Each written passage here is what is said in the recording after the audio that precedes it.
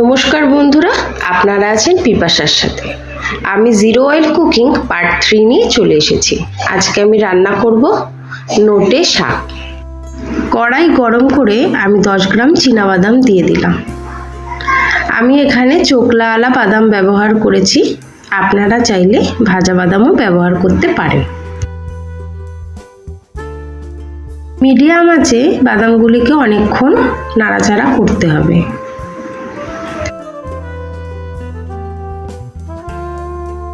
আমার বাদামগুলি ভাজা হয়ে গেছে, আমি এবার তুলে নেব। সেই কড়াইতে একটি শুকনো লঙ্কা দিয়ে ভালো করে নাড়াচাড়া করে ভেজে নিতে হবে। হাফ টিস্পুন কালো জিরে দিয়ে দিলাম। একটু নাড়াচাড়া করে নোটে শাকগুলি দিয়ে দেব।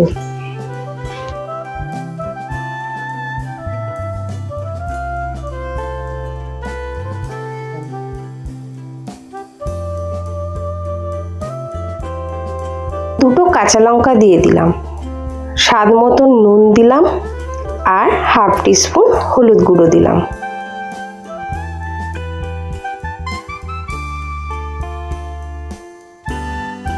কিছু ঠিক মতন মিশিয়ে ঢাকা দিয়ে দিলাম। এবার বাদামগুলি হাত দিয়ে ডলে ডলে চোকলাগুলোকে ছাড়িয়ে পরিষ্কার করে নিলাম।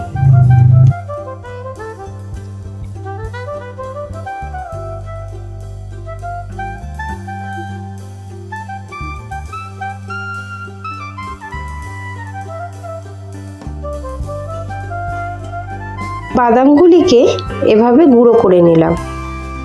একটু দানা দানাও থাকবে, আবার একটু গুঁড়োও থাকবে। ঢাকনা তুলে ভালো করে নাড়াচাড়া করে দেখে নিলাম যে শাক হয়ে গেছে নাকি। আমার আর একটু বাকি, পুরো জলটা টেনে নেবে। শাক প্রায় সিদ্ধ হয়ে এসেছে এবং জলও টেনে নিয়েছে। আমি বাদামগুলো দিয়ে দিলাম, ভালো করে মিশিয়ে আর একটু হতে দেব। এবার আমি হাফ টেবিল স্পুন কর্নফ্লাওয়ার দিয়ে দেব, ভালো করে মিশিয়ে নেব।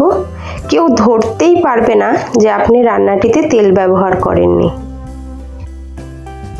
আপনারা বিনা তেলে কি কি রান্না দেখতে চান আমাকে কমেন্ট করে জানান, আমি সেই রকম রান্না করে দেখাবো।